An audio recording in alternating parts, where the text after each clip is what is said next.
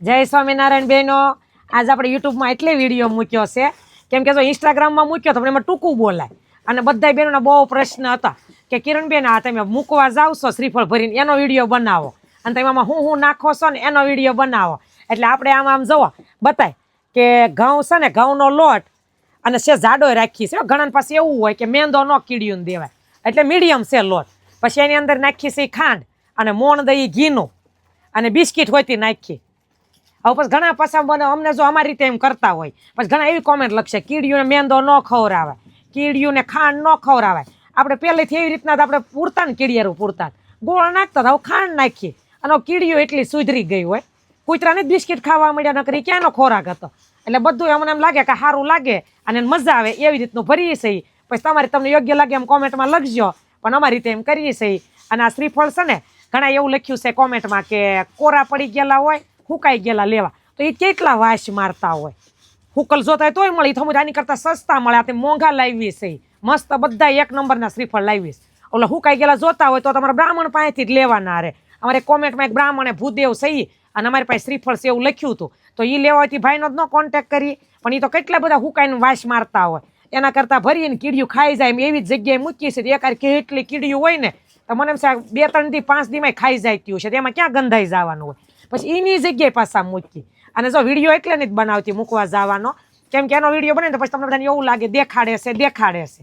એટલે હું વિડીયો મૂકવા તો એમ જાય છે પણ એ નથી બનાવતા. એટલે હું તમને કહી દઉં કે જે ઝાડવાની થડી એમ મૂકીને આમ અડધું ખૂતાડીને મૂકી આમ ભરેલું નથી એક કોઈ લાવો તો એક ભરેલું જુઓ આવી રીતનું ભરેલું હોય ને એ ઝાડવાની થડિયું હોય ને ને આમ અડધું એટલું ખૂતાડી દઈને આમ મૂકી દઈ. પછી બીજી વાર પાછા ન્યા જ જાય કે ખાઈ ગઈ છે કે નથી ખાઈત્યું કે પડી રહેશે કે હું હાવ ખાલી કરી નાખ્યું હોય ખોખું અને દળતું હોય આખું ખાલી થઈ એ હોય જોઈ આવીને અમારી જગ્યા અમુક ફિક્સ જ છે કેમ કે એક વખત ન્યા મૂક્યા બીજી વાર બીજે જાય તે કીડીને પાછી એક વખત મળ્યું પછી. એટલે અમે તો બહુ વારા ખરતી શ્રીફળ ભરીશ પણ દર વખતે વિડીયો નથી બનાવતા. આ તમને બધાને બહુ મજા આવે છે હું આવડા શ્રીફળના વિડીયો મૂકું નહીં એટલે પાછો બનાવ્યો અને જવાબ દેવા હાટું તમને બનાવ્યો. નકર તો શ્રીફળને વારા ખરતી ભરતા કે વારા ખરતી થોડા વિડીયા મુકાય અને પછી છે ને ખૂટી જાય એટલે પાછું તરત એમ રાખીએ કે 15 દિવસે પાછો આંટો મારીએ.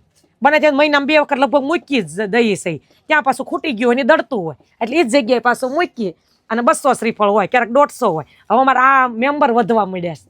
હવે પાછા આમાં સ્ટાફ આવતા એના પાછા બાય આવવા મળ્યા છે.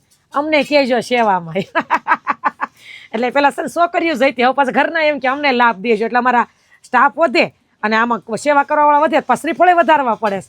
અને તમારા બધાયનું છે કિરણબેનનું નથી. આમાં જે કાંઈ પૂન મળે ને જો તમારા બધામાં કમાવશો ઓનલાઈન મગાવો તોય ભલે રૂબરૂ આવો તોય ભલે તમારો નફો હોય એમાંથી હું પછી કમાતી હોય ને એમાંથી આ ભરું છું. એટલે તમારા બધાને હવન ભાગનું પૂન હવન ભાગમાં જાય.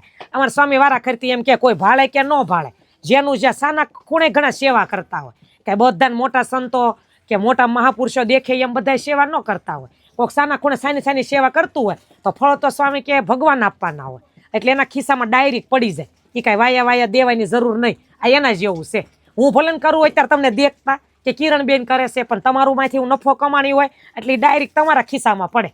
એ હું ખાલી નિમિત્ત હોઉં એટલે તમારામાંથી તો નફો છે તમારે એમ રાખવાનું કિરણબેન છે ને એ આપણામાંથી તો ભરે છે આ આપણું જ છે ને સેવાય આપણી છે એમ રાખજો અને રાજી રહેજો.